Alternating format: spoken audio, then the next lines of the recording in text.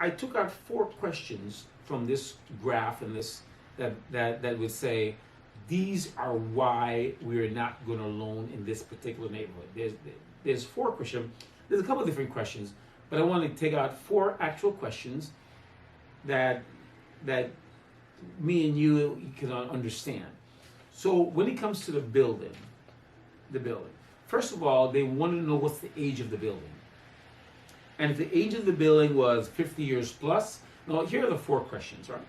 The 4 questions were age of the building, repair of the building, occupancy of the building, and whether or not they were the home ownership of the building.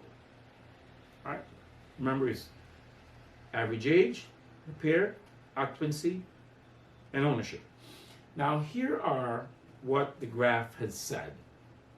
It's saying that if the average age, now this is the 4 things that's easy to look at to say we are not going to loan to you guys because these are some of the requirements, or these areas. Okay, not these guys, but these areas.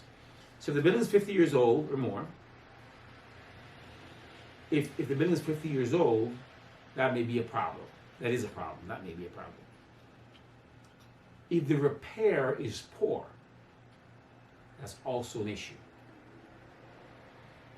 If the occupancy is 90% in that property or in that neighborhood, that's also a problem. And if the ownership is 40% or below. So if you look at this, we'll say, okay, so the building is, first of all, is more than 50 years old, so it's old. But you got to remember, in the 1930s and 40s, there was a movement out to the suburb, right?